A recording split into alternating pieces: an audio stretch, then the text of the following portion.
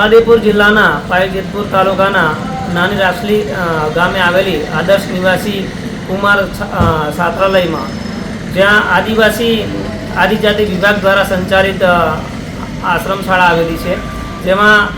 રહેવા જમવા માટે આદિવાસી બાળકો માટે સુવિધાઓ આપવાની થતી હોય છે। પરંતુ અમે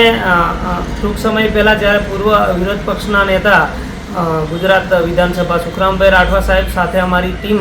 દ્વારા તપાસ કરી ત્યારે પણ જે બાળકોને રહેવાની જમવાની વ્યવસ્થા હતી એ એકદમ કથળેલી હાલતમાં હતી। એના પછી પણ ધ્યાન દોરતા આજે લગભગ એ વાતને પણ 2-3 મહિના થયા હોવા છતાં ત્યાંના જે તમે ગાદલા જુઓ એ બિલકુલ ફાટેલી હાલતમાં છે। ત્યાંના જે બાળકોને સૂવા માટેના પલંગ હોય એ પણ તૂટેલી હાલતમાં છે। 3 વર્ષથી ના તો નવા ગાદલા આપ્યા નહીં ના નવા પલંગની વ્યવસ્થા કરી, સાથે સાથે બાળકોને જમવાની પણ એવી જે વ્યવસ્થા કરવાની હોય તેમાં પણ સદંતર અહીંનું જે વહીવટી તંત્ર છે એ નકામું ગયું છે। અત્યારે પણ ત્યાંના આદિજાતિ 250 જેટલા બાળકો જ્યાં રહેશે એમને ખરેખર શિયાળાનો સમય આવી રહ્યો છે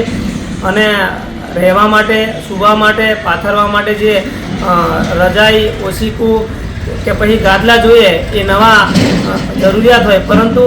3 વર્ષથી આ ગાદલા રજાઈ નવી આપેલ નથી અને બાળકોની મુશ્કેલીઓ પોતે જણાવી રહ્યા છે, જે મુલાકાત દરમિયાન જણાઈ આવે છે। સાથે સાથે એમને જે શિફ્ટ કર્યા છે ત્યાં રહેવાની પણ એટલી બધી તકલીફ પડે છે અને જે જર્જરિત હાલતમાં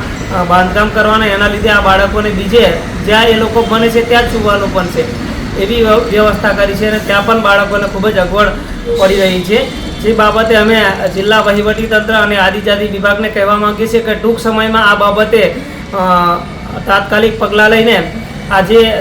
જીવન જરૂરિયાતની અને રહેવા જમવાની જે વ્યવસ્થા,